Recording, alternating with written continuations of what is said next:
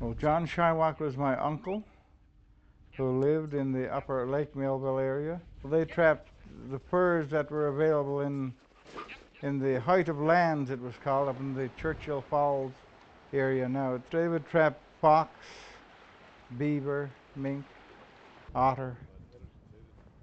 It seems to me that he had certain aspirations over and above the immediate community in which he grew up. 1911, a boat somewhere between the island of Newfoundland and the coast of Labrador. On board a journalist, a man named Lacey Amy, and an Inuit trapper named John Shiwak. The voyage is the beginning of a friendship. These are Lacey Amy's words. He was a hunter in the far interior by winter, a handyman in his district by summer.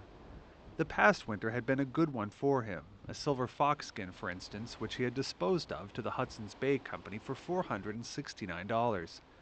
And on the strength of such unusual profits, he had gone down to St. John's, Newfoundland, whence all good things come to Labrador, and whither all good and bad things go from Labrador, and had plunged into the one great time of his life. His memory of that 2 weeks of civilization congealed into a determination to repeat the visit each summer. I don't know if he made any more than 1 or 2 trips out to St. John's, but when he went out there, he was fascinated by it, and he liked it very much. So I think probably he made a couple of trips out there. But this is where he met Mr. Amy too, and on one of his trips back on the boat, and they became friends. And as I said, after World War I started, he became interested in joining the forces, and I guess he had a patriotic spirit, so to speak, and wanted to do something for his king and country. The fever of war was sweeping the British Empire, and men from every corner of it were rushing to sign up for the great adventure. It was probably this man who helped get John Shiwak interested. Harry Padden was the Grenfell mission doctor. He helped train the local legion of frontiersmen.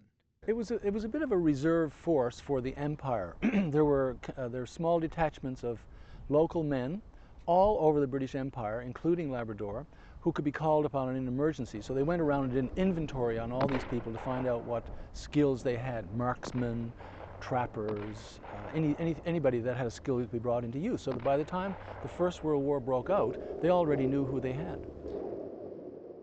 John Shiwak joined the Newfoundland Regiment. I think he was the only one really, a native Labradorian who really went over at that point in time. And you know, that was a big step for him, because here he was, you know, going into a regiment, and he knew no one, there was no one of his native origin to be with him. The regiment trained in Scotland. In a spare moment, Shiwak posed for this picture, and then he and his mates shipped out to the mud of the Western Front, the terrifying stalemate of trench warfare. Within a very few weeks, he was on his way to France, full of ardor. Almost every week, and sometimes oftener, I heard from him. It seemed John Shiwak was putting his skills to use. He was the regimental sharpshooter. Some say he killed over 100 Germans. Well, he was a chief sniper. This is what his role was. He could hide, and none of his regiment couldn't find him, you know. He was in that, and they say that he used to venture out in the nighttime. He'd be sent out in the nighttime to go into the German camps, into the camps where they were sleeping, and then he would kill them in their camps. Shiwak the soldier would become a Labrador legend, but Shiwak the man was tormented. His letters to Lacey Amy spoke of waste and death and homesickness. He was not liking the life. There was something about it he did not understand. This killing of men week after week.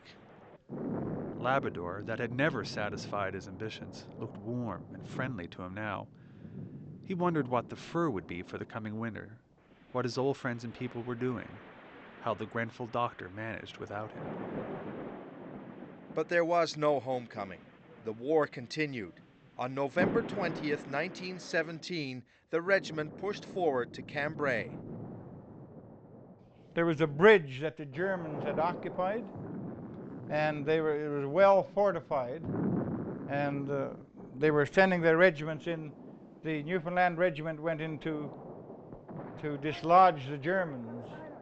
This is what I understand. And Uncle John was in the front. And when they got to the bridge, he was the one that was in the lead, telling the other members of the regiment to come on, you know, edging them on and urging them on to take the bridge. And of course he come in the line of fire. They were already there with their machine guns and everything, and it was a matter of minutes before they were all mowed down, you know.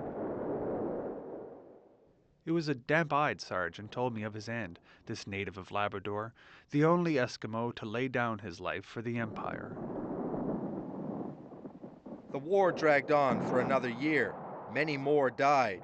But 85 years later, John Shiwak is the one they remember in Rigolet. Jonathan Crowe, CBC News, St. John's.